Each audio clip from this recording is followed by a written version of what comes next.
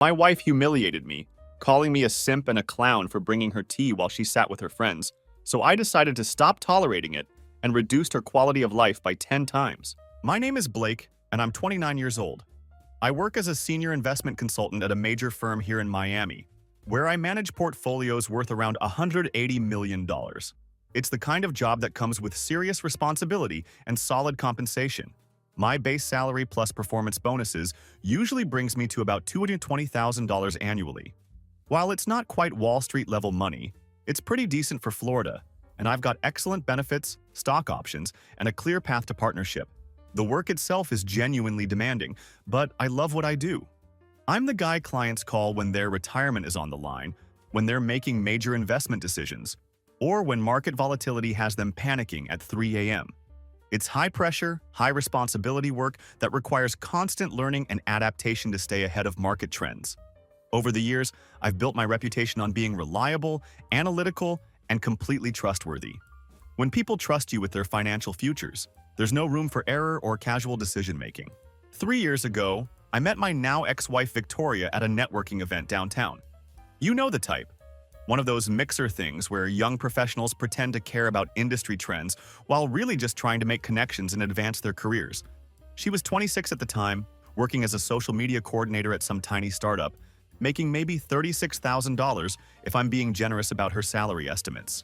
But holy shit, she was absolutely gorgeous.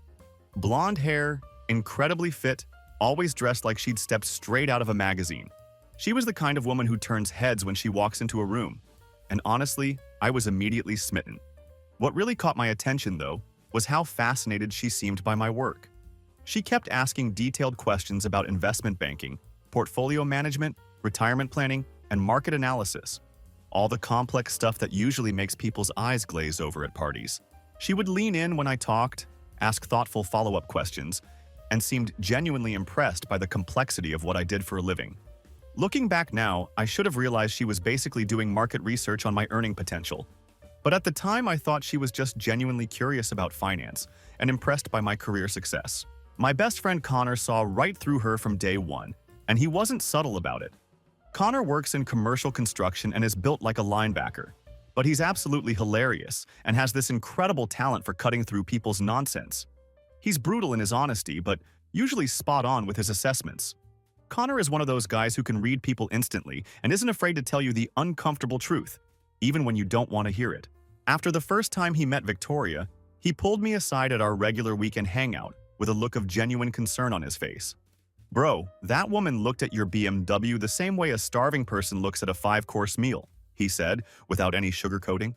"She's doing complex calculations about your net worth in her head while you're talking to her." "Come on, Connor. Not every attractive woman is after money," I protested, still riding the high of having someone like Victoria show interest in me.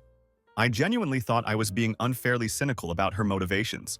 "Blake, my friend, she asked what your investment portfolio balance was within 30 minutes of meeting you," Connor replied, raising his eyebrows for emphasis. "She wanted to know about your stock options, your 401k matching, your bonus structure, and your projected earnings growth. Normal people ask about hobbies or favorite movies when they're getting to know someone. They don't request your complete financial breakdown like they're considering a business merger." But I was completely smitten with Victoria and chose to ignore Connor's warnings. She was incredible in bed, looked amazing on my arm at company events, and seemed really supportive of my career goals. She would ask about my day, remember the names of my difficult clients, and celebrate with genuine enthusiasm when I closed big deals. When she suggested we move in together after 7 months of dating, I jumped at the chance without any hesitation. That's when I started noticing she didn't contribute much financially to our shared life. She would make elaborate excuses about student loan payments, credit card debt from college, and needing to invest money in building her personal brand on Instagram. She had maybe 1-800 followers at the time, posting generic motivational quotes and workout selfies that weren't exactly setting the influencer world on fire. I didn't mind covering most of our expenses since I was making good money, and she seemed to be working toward building something meaningful with her social media presence. Classic mistake, guys. Absolutely classic. The red flags were definitely there if I'd been paying attention, but I was too caught up in the excitement of the relationship to see them clearly. Victoria never offered to split dinner bills when we went out. She would just sit there expectantly while I reached for my wallet every single time. She always seemed to forget her wallet when we went shopping together, which meant I was constantly covering her expenses for clothes, makeup, and various things she claimed she needed for her Instagram content. She constantly talked about expensive things she wanted but couldn't afford on her salary, making wistful comments about designer handbags, luxury skincare products, and high-end workout gear. She would make frequent comments about how lucky she was to be with someone who was financially stable, and how she'd never have to worry about money again now that we were together. At the time, I interpreted these comments as expressions of gratitude, but looking back, they were clearly statements of expectation and entitlement. After a year and a half together, Victoria started dropping increasingly heavy hints about marriage. "All my sorority sisters are getting engaged," she'd mention casually during dinner conversations. "My biological clock is definitely ticking, and I've been thinking about what kind of wedding dress I'd want." She would bring up marriage-related topics with the subtlety of a freight train, making it clear that she expected our relationship to progress to that level soon. When she finally directly suggested we get married, I felt like it was the natural next step in our relationship. I proposed with a $7,500 engagement ring that took me 4 months to pay off, and she was absolutely thrilled with both the ring and the prospect of becoming my wife. The wedding planning process should have been another massive red flag, but I was still too blinded by love to see it clearly. Victoria insisted on having this enormous production because, as she explained it, a woman only gets married once and it needs to be absolutely perfect in every detail. Every single aspect had to be premium quality: the venue, the flowers, the photographer, the catering, the band, everything. The final cost came to $52,000, which was honestly more than I'd ever spent on anything in my entire life. Her parents contributed exactly $0 to the wedding because they claimed they were going through financial difficulties at the time. My parents generously threw in $16,000, and I covered the rest of the expenses, including her $2,800 designer wedding dress and our honeymoon in the Bahamas that cost another $5,500. I was essentially funding the entire wedding myself while she made all the decisions about how the money should be spent. Right after we got married, Victoria made an announcement that completely shocked me. She was quitting her job to focus on building her influencer career full-time. Keep in mind, she had maybe 2,600 Instagram followers at this point, which is barely enough to get free samples from small companies, let alone make a living. I was basically agreeing to fund a lifestyle blogger who wasn't even successful at lifestyle blogging yet. For about 14 months, this became our daily routine. I would work 55 to 65-hour weeks managing multi-million-dollar portfolios, making decisions that could significantly impact my clients' financial futures, while she posted carefully staged photos of her smoothie bowls and tried to get sponsorship deals with skincare companies that never materialized into anything substantial. I covered absolutely everything financially. Our rent was $2,600 per month for our nice apartment, plus utilities, groceries, both car payments, insurance premiums, her gym membership, her spa appointments, literally every expense we had. She would occasionally get a $75 payment for promoting some random supplement or face cream to her small following. But these sporadic payments were drops in the bucket compared to our actual living expenses. I started feeling like I was supporting a very expensive hobby rather than living with a spouse who had actual career ambitions or contributed meaningfully to our household income. Every time I brought up the possibility of her getting a part-time job or contributing more financially to our shared expenses, she would launch into elaborate explanations about how she was building our future together. She insisted that successful influencers make millions of dollars, and she was just in the early stages of what would eventually become an incredibly lucrative career. Then, about 9 months ago, everything changed dramatically when Victoria got a marketing manager position at a mid-sized company. This wasn't because of her influencer career or any recognition of her social media skills. It happened because her college sorority sister worked there, and they needed to fill the position quickly when someone else quit unexpectedly. The salary was $74,000, which was decent, but nothing extraordinary in today's market. You would have thought she'd just been named CEO of a Fortune 500 company based on how she reacted to this news. She was absolutely ecstatic about the job and kept talking about how this was the beginning of her real career success and our journey toward building serious wealth together. Getting that job completely transformed Victoria's personality in ways I never could have anticipated. Suddenly, she was too busy and too important for any household responsibilities whatsoever. At first, I completely understood her situation. New job, steep learning curve, wanting to make an excellent first impression on her supervisors and colleagues. I started handling more of the cooking and cleaning to support her during what I assumed would be a temporary transition period. But handling more quickly became handling absolutely everything. And I mean literally everything involved in running our household.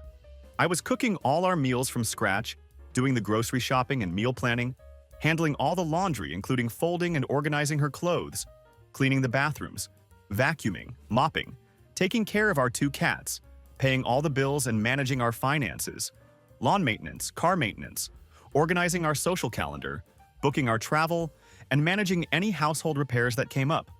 I was basically running our entire domestic life while she focused exclusively on her career. Here's the thing though, my job isn't exactly a relaxing walk in the park either. I'm managing investment portfolios for high net worth clients where a single mistake could cost someone their entire retirement savings. I'm in client meetings from 8 a.m. to 6 p.m., then analyzing market trends and preparing detailed reports for my clients. I'm monitoring international markets until 8 or 9 p.m. most nights. And I'm also on call for market emergencies, which means getting panicked calls at 5 a.m. when Asian markets are crashing and my clients are losing their minds about their investments.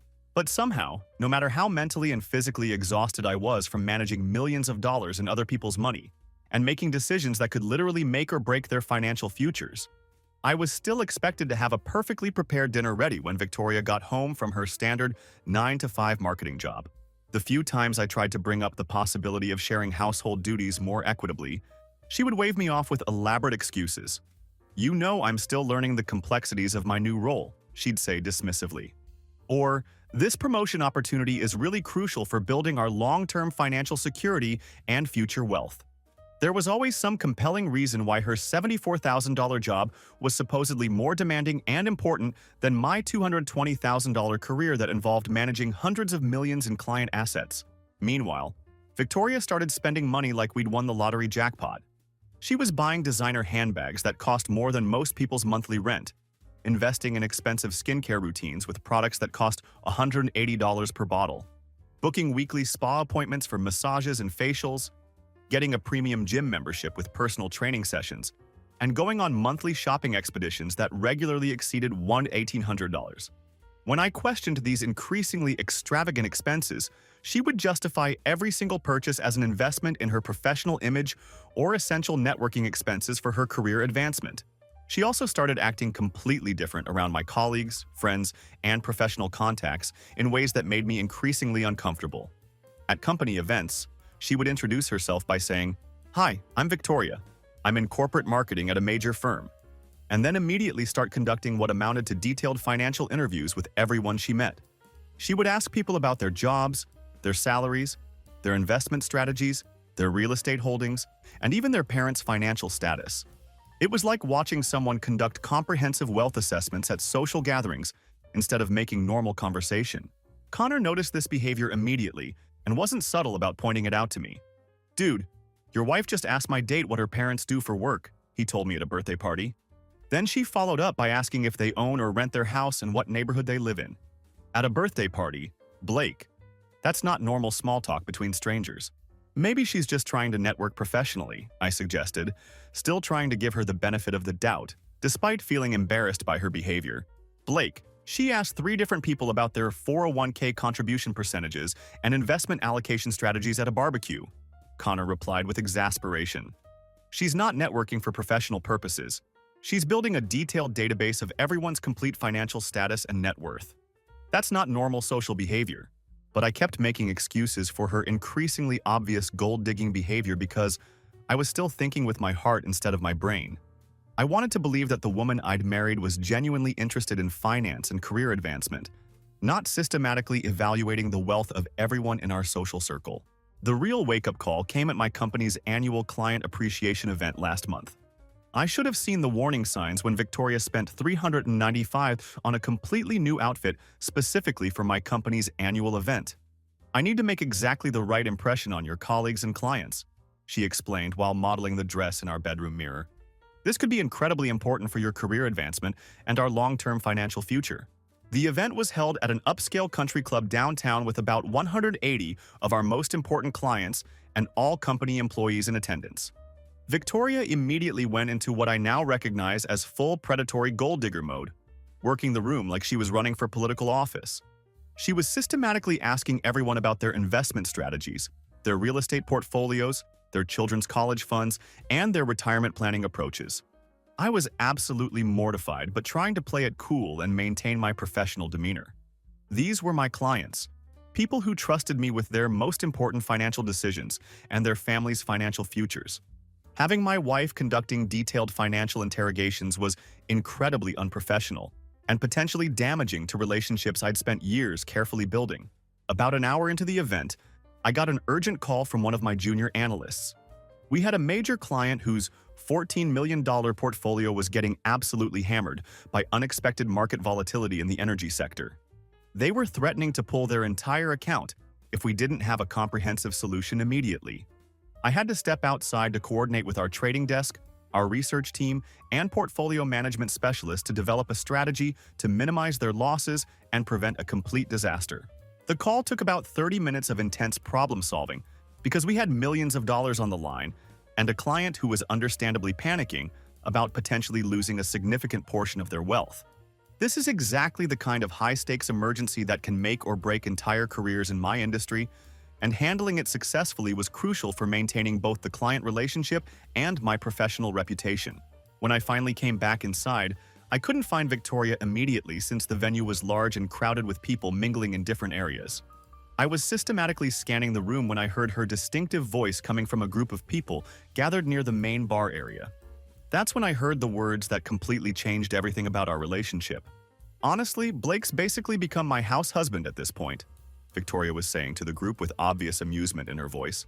"He does absolutely all the cooking, cleaning, laundry, grocery shopping, everything domestic. I barely have to think about any household stuff anymore because he handles it all." The group laughed appreciatively, clearly entertained by her description of our relationship dynamic. Someone in the group commented, "That sounds incredibly convenient for you." Victoria continued with obvious pleasure and satisfaction. "Oh, it really is perfect. He's actually fantastic at all of it too, which makes it even better. Some people are just naturally suited for domestic work, you know? Like, he's obviously intelligent with numbers and investments, but he's even better at making sure my entire life runs smoothly without any effort on my part. It's like he found his true calling as my personal assistant."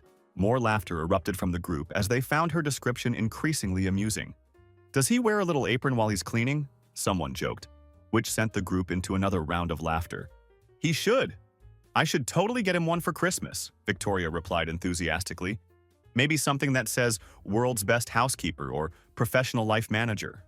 Honestly, I joke with my girlfriends that I accidentally married the perfect domestic servant. Maybe I should start a business loaning him out to other busy professional women who need help getting their lives organized." I felt like the ground had completely disappeared beneath my feet. These weren't just random strangers she was talking to. These were my colleagues and my clients. People who trusted me to manage their financial futures and make crucial decisions about their wealth were hearing my wife describe me as her domestic servant, whose greatest achievement in life was apparently organizing her closet and making sure her laundry was properly folded. I stood there for maybe 50 seconds just processing what I was hearing, trying to comprehend the casual cruelty of her words. Her tone was so comfortable, so natural with the entire concept, like she'd told this exact story many times before to different audiences. Like it was just an accepted, obvious fact that I existed primarily to make her life easier and more convenient, while she focused on the important business of being successful and impressive. I walked back outside and immediately called Connor, my hands actually shaking with anger and humiliation. "What's up, brother? You sound really strange," Connor answered, immediately picking up on my distressed tone. I told him exactly what I'd overheard, word for word, including every detail of Victoria's casual description of me as her domestic servant. There was a long pause on the other end of the line while Connor processed what I'd just shared with him. "Blake, my friend, I'm going to say this with complete honesty and love," Connor finally responded. "It's time to show this woman exactly what happens when you completely remove the help from her life." When we got home from the event, I knew I had to directly address what I'd heard. Victoria was already setting up her laptop on the kitchen table, claiming she needed to check some urgent work emails, which I now knew probably meant scrolling through social media and online shopping websites. I asked if we could have a serious conversation about what had happened at the event. "About what?" she said, barely glancing up from her screen with obvious irritation that I was interrupting her. "About what you said at the event tonight," I replied carefully. "About me being your house husband and personal assistant." She finally looked up from her laptop, But her expression wasn't embarrassment, shame, or regret like I had hoped to see. Instead, it was more like mild irritation that I was bothering her with something she considered trivial and unimportant. "Oh, that conversation," she said dismissively. "Look, Blake, I was just making casual small talk with people at a social event. Don't read too much into it or blow it out of proportion." "It didn't sound like casual small talk to me," I responded, trying to keep my voice calm and measured. "It sounded like you genuinely think I'm your domestic employee whose primary purpose in life is serving you and making your life more convenient." She closed her laptop with an exaggerated sigh of annoyance, like I was being unreasonably demanding of her time and attention. "Fine, let's discuss this if it's really so important to you," she said with obvious reluctance. "What exactly has upset you so much?" "I'm upset that you're telling my colleagues and clients that I'm basically your personal servant," I explained, feeling my frustration building. "I'm upset that you think it's amusing and entertaining that I handle all household responsibilities while you contribute absolutely nothing to our domestic life." "Blake, let's be completely realistic about this situation," Victoria replied, with the tone of someone explaining something obvious to a child. "You're genuinely good at domestic tasks and household management. You're naturally organized, detail-oriented, and you actually seem to enjoy cooking and cleaning. Meanwhile, I'm focused on advancing my career and building our future wealth and financial security. It just makes logical sense for us to utilize our respective strengths and natural talents." "Our strengths?" I said, feeling my anger rising. "Victoria, I make more than 3 times your salary. I manage investment portfolios worth hundreds of millions of dollars and make decisions that affect people's entire financial futures. But somehow my greatest strength is doing your laundry and scrubbing your bathroom." That's when her carefully maintained mask completely slipped off, and I saw who she really was underneath all the pretense. "Okay, first of all, you don't make 3 times my salary anymore," she snapped back with sudden venom. "I'm earning $74,000 now, which is perfectly respectable and competitive in today's market. And second, just because you make more money doesn't automatically make you more important or valuable than me." She was warming up to her theme now, clearly enjoying the opportunity to tear me down. "My job requires creativity, interpersonal skills, strategic thinking, and emotional intelligence. Not just calculating numbers on spreadsheets all day like some kind of robot." "I never said I was more important than you," I replied, trying to stay calm despite her escalating hostility. "I'm saying we should function as equal partners in this marriage instead of me being your unpaid domestic staff." She actually laughed out loud like I'd said something genuinely amusing and ridiculous. "Equal partners? Blake, let's be completely honest about what you actually bring to this relationship beyond your paycheck. Yes, you make decent money, but you're also pretty boring and predictable. You don't have any interesting hobbies besides reading financial reports and watching sports. You're not particularly social or ambitious beyond your current job. The household management gives you a sense of purpose and accomplishment that you clearly need." I just stared at her in complete shock and disbelief. This woman, who I'd been financially supporting for over 2 years, who I'd paid for everything from rent to her designer clothes, was calling me boring and unambitious while simultaneously treating me like her personal servant. "Besides," she continued, clearly warming up to her theme and enjoying herself, "I'm the one who's actually advancing career-wise and building real wealth for our future. My supervisor already mentioned there might be a senior marketing manager position opening up next year. I could potentially be making 6 figures within 20 months, and then we'll really be in a completely different financial category entirely. So what exactly are you trying to tell me?" I asked, genuinely wanting to understand her perspective despite feeling increasingly hurt and angry. "I'm saying maybe you should appreciate that you married someone with genuine ambition and long-term vision," she replied with obvious condescension. "Instead of getting upset about handling some basic household chores, most men would be grateful and excited to have a wife who's focused on building real wealth and success for both of us." That's when the reality of our relationship became perfectly crystal clear to me. In Victoria's mind, I wasn't her partner, her equal, or even her friend. I was a supporting character in her personal success story, responsible for handling all the boring, mundane background tasks while she focused on the important business of becoming successful, wealthy, and impressive to other people. I told her I needed space to think clearly and went to sleep in our guest room. She called after me that I was being overly dramatic and insecure about traditional gender roles, and that I was obviously threatened by successful women who knew what they wanted in life. But lying there in that bed, staring at the ceiling and replaying our entire conversation, I started thinking seriously about what Connor had suggested earlier, about completely removing the help from her life and seeing how she managed on her own. The next morning, I decided to conduct a real-world experiment. I wanted to see exactly how much Victoria actually contributed to our household, beyond her impressive $74,000 marketing salary and her constant criticism of my character and ambitions. So I stopped doing everything. Completely, totally stopped doing anything domestic. No more cooking elaborate meals or even basic breakfast. No more cleaning anything anywhere in the house. No more grocery shopping or meal planning. No more laundry or clothing care. No more bill paying or financial management. No more cat care or pet responsibilities. No more lawn maintenance or household repairs. Absolutely nothing. Wednesday morning, Victoria came downstairs expecting her usual fresh coffee prepared exactly how she liked it and her breakfast ready to go. Instead, she found me eating a simple bowl of cereal and getting ready for work like nothing had changed in our routine. "Where's my coffee?" she asked, genuinely confused and slightly annoyed by this unexpected disruption to her morning routine. "Coffee beans are in the cabinet. Coffee maker's right there on the counter where it's always been," I replied calmly, not looking up from my cereal. "But you always prepare the coffee in the morning," she protested. "You know exactly how I like it prepared." "I always did lots of things around here," I responded evenly. "I'm trying a completely new approach to our relationship dynamic." She looked genuinely baffled by my response but attempted to make her own coffee, and it went very badly. She had absolutely no idea about proper coffee-to-water ratios, water temperature, or brewing time.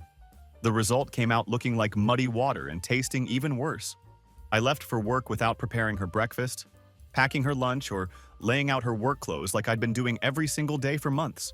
Thursday morning brought the exact same routine, except now there were dirty dishes piled up in the sink from her failed attempt at making dinner the previous night. She'd somehow managed to burn a frozen pizza in the microwave, which I didn't even know was physically possible until I witnessed the charred remains myself. By Friday, the laundry basket was overflowing with dirty clothes, and she was completely out of clean, appropriate work attire. "Blake, could you please just run one quick load of laundry?" she asked with obvious desperation. "I literally have nothing appropriate to wear to work tomorrow." "I'm sure you'll figure something out," I replied calmly. "There are instructions printed right on the washing machine." She ended up wearing the same outfit from Tuesday, just hoping that nobody at her office would notice or care about her repeated wardrobe choices. By Saturday, our house looked like an absolute disaster zone. There were dishes stacked everywhere, trash overflowing onto the floor, and both cats meowing desperately and constantly because she kept forgetting to feed them or clean their litter box. Victoria was wandering around in dirty pajamas, looking completely lost, overwhelmed, and helpless in her own home. "This is absolutely ridiculous and childish," she announced dramatically, gesturing at the chaos surrounding us. "You're being vindictive and petty about this whole situation." "I'm being what exactly?" I asked, genuinely curious about her interpretation of events. "You're punishing me because your fragile feelings got hurt," she continued with obvious frustration. "This is what immature children do when they don't get their way, instead of communicating like responsible adults. Or maybe this is exactly what happens when your personal assistant decides to quit without notice," I replied evenly. Sunday morning, I packed a large suitcase and loaded my car with everything I'd need for an extended stay elsewhere. "Where do you think you're going?" she demanded, following me outside with panic in her voice. "Connor's place," I answered simply. "I'm going to stay there for a while and think seriously about our relationship." "You absolutely cannot just leave," she protested desperately. "We have responsibilities and obligations here that need to be handled." "You keep saying we, but I honestly don't think that word means what you think it means," I replied, and drove away, leaving her standing in our driveway wearing dirty pajamas and surrounded by the complete chaos of a house she'd never actually learned to manage or maintain. Connor's place is basically paradise for guys. He's got a huge flat-screen television, premium gaming setup, pool table, fully stocked kitchen, and a deck with a fantastic view of the city skyline. "Welcome to Casa Connor," he said when I arrived with my bags. "Your room comes with front-row seats to watch your wife's complete mental breakdown in real time." He wasn't wrong about that prediction. My phone started buzzing constantly starting Monday morning with increasingly desperate messages from Victoria. Text 1. "Blake, this isn't funny or amusing anymore. Come home immediately." Text 8. "The cats are behaving strangely and making weird noises. I don't understand what's wrong with them." Text 17. "I can't find any clean professional clothes and I have a crucial presentation today." Text 31. "Blake, I'm completely serious now. I need you to come home right now."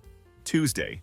She called me in genuine tears, her voice shaking with panic and frustration. "Blake, I think our washing machine is completely broken, she sobbed into the phone. I put clothes in it, but they came out all pink and completely ruined. Did you separate the colors before washing them?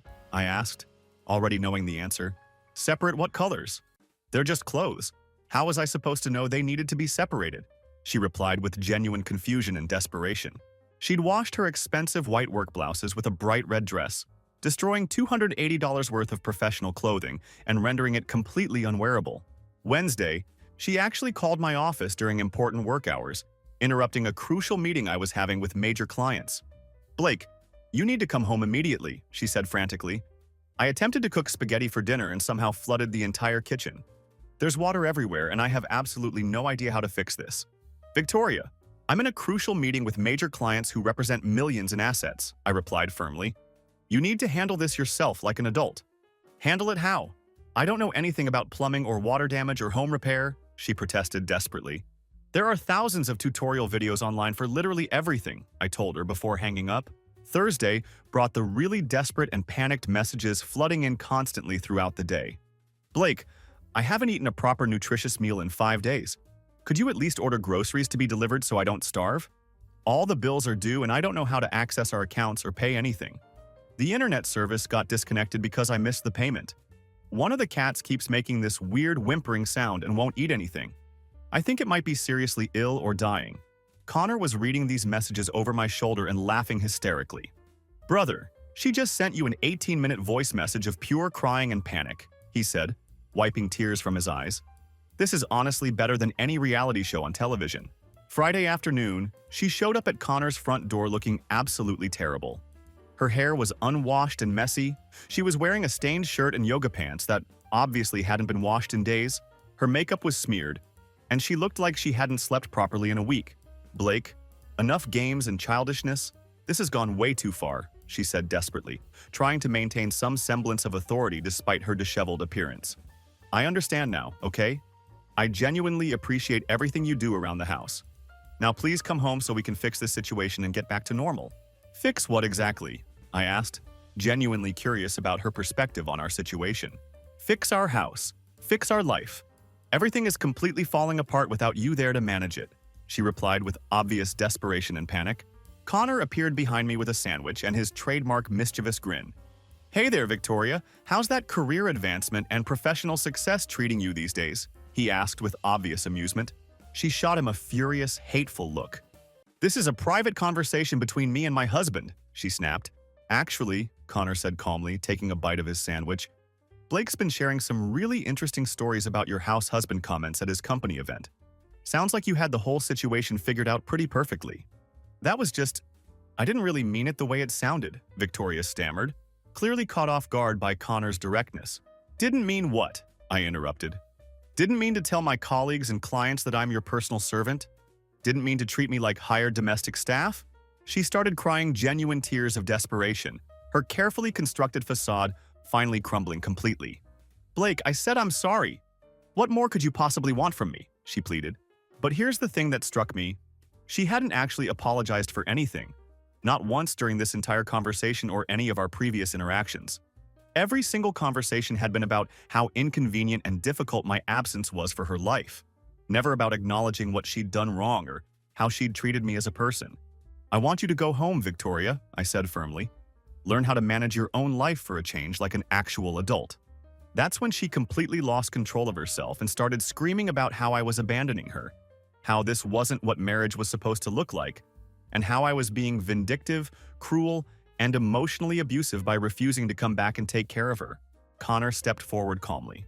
Lady, you called my best friend your house husband in front of his professional colleagues, he said matter-of-factly. You treated him like he exists solely to make your life more convenient and comfortable. And now you're angry that he won't come running back to serve you. That's really something special. She left, but not before shouting that I'd regret this decision for the rest of my life and that she wouldn't forget how I'd treated her during her time of desperate need. This is where the story gets absolutely beautiful and satisfying, guys. 2 weeks into my comfortable stay at Connor's place, I got a call from my colleague who works in the same downtown building as Victoria's company. Dude, you absolutely need to hear this incredible story, he said with obvious excitement. Your wife is having a complete professional meltdown at work. It turns out that Victoria's perfect marketing career was built on a foundation of complete incompetence and dependence on others to manage her life.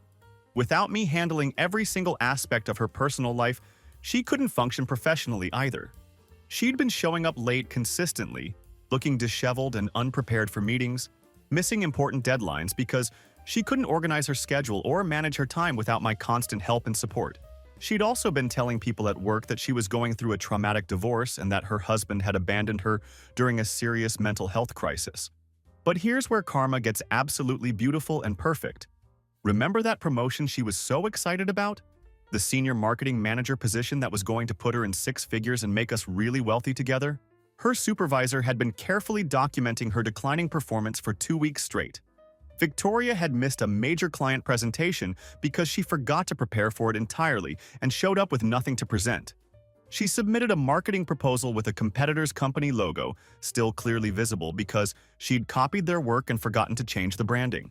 She double-booked herself for meetings and left important clients waiting in conference rooms. The final straw was when she showed up to an important meeting, wearing the same unwashed, wrinkled outfit for the third consecutive day, and tried to present a campaign she'd clearly thrown together frantically the night before, complete with obvious errors and typos throughout the entire presentation. Friday afternoon, they terminated her employment effective immediately. She called me absolutely sobbing and hyperventilating into the phone. "Blake, they fired me. I don't understand what happened," she cried desperately. "Everything was going so perfectly before you left. Maybe they realized you need a full-time personal assistant to function in even basic professional situations," I replied calmly. "This isn't a joke or time for sarcasm," she protested through her tears. "I don't have a job, I don't have any money saved, I need you to come home immediately so we can figure this out together." But the karma train wasn't finished delivering justice yet. Saturday morning, I got a call from our landlord that made the situation even more perfect. Apparently, Victoria had been telling everyone we owned our house, but we actually rent the place for $2,600 monthly. With her job gone and absolutely no understanding of how to manage finances or pay bills, she'd completely forgotten that rent was due and hadn't made the payment. She'd also somehow accumulated $3,900 in credit card debt in just 2 weeks by buying expensive takeout food every single day and hiring professional cleaning services because she couldn't figure out how to operate basic household appliances or cook simple meals for herself. Sunday evening, she appeared at Connor's door again, and this time she looked completely broken down, defeated, and desperate. The confident, entitled woman who had called me her house husband was nowhere to be seen. "Blake, I lost my job. I can't afford rent or any of our expenses," she said, with genuine panic in her voice. "I don't know how to do anything without your help and support. Please, I'm literally begging you. Come home and help me figure this out." "Help you?" I replied, letting the irony sink in. "But I thought I was just your house husband. I thought my role was to be your personal assistant." "I was completely wrong about everything," she admitted desperately. "I said terrible, hurtful things and I desperately need you." Connor emerged from the kitchen eating popcorn like he was enjoying his favorite movie. "Oh, this is getting really good now, Blake," he said with obvious amusement. "She's literally on her knees on my front porch." She was actually kneeling on Connor's front porch, crying and begging desperately. "I'll do absolutely anything you want," she pleaded frantically. "I'll split all the chores 50-50. I'll get another job immediately. I'll never call you my house husband again. Just please don't abandon me like this." That's when I delivered the final devastating blow. "Victoria, I already filed for divorce," I said calmly. "The papers should be served to you tomorrow morning." Her face went completely pale white, like all the blood had drained from her body. "You did what?" "You want to know what I've been doing these past 2 weeks?" I continued. "Meeting with my attorney, documenting our financial situation, preparing to end this marriage permanently." "Blake, no, we can absolutely work this out," she protested desperately. "I made some mistakes, but we can fix this." "You didn't make mistakes, Victoria," I replied firmly. "You showed me exactly who you really are as a person. You married me because I could provide for you financially. You kept me around because I could manage your entire life for you. And when I asked for basic respect and partnership, you made it crystal clear that you think I'm fundamentally beneath you," Connor added helpfully. "Plus, she's completely broke now, bro. What exactly is she going to bring to this relationship? Her charming personality and domestic skills?" I continued with my explanation. "Here's what's going to happen, Victoria. You're going to move out of our apartment by the end of this month. You're going to figure out how to support yourself like an actual adult. and you're going to learn that actions have real, permanent consequences. But I literally have nowhere to go. I don't have any money at all, she protested desperately, the reality of her situation finally sinking in completely. You should have considered that before you decided I was your unpaid servant instead of your equal partner, I replied, without any sympathy for her predicament. She spent another hour on Connor's front porch begging, promising to completely change everything about herself, offering to sign legal agreements that would make her responsible for all household duties forever. But I was absolutely done with her manipulation tactics and empty promises. The divorce was finalized 4 months later. Since there were no children involved, the process was straightforward and relatively quick. I kept my retirement accounts, my stock options, my car, and most of our shared assets. She got whatever debt she'd managed to accumulate, and a harsh lesson about what happens when you bite the hand that feeds you. Last I heard through mutual acquaintances, Victoria moved back in with her parents at age 27 and is working retail at a department store making minimum wage. She apparently tells people that her ex-husband couldn't handle her professional success, and that's why the marriage ended, which is absolutely hilarious considering how everything actually went down. My new girlfriend Natalie thinks the whole situation is incredibly funny when I tell her the story.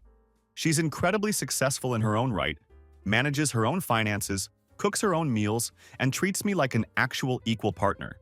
The difference between Victoria and Natalie is night and day. When Natalie comes over, she helps with cooking and cleaning without being asked. She pays for dates sometimes, she respects my time and career, and it's amazing what a healthy relationship actually looks like when you've been trapped in such a toxic one for so long.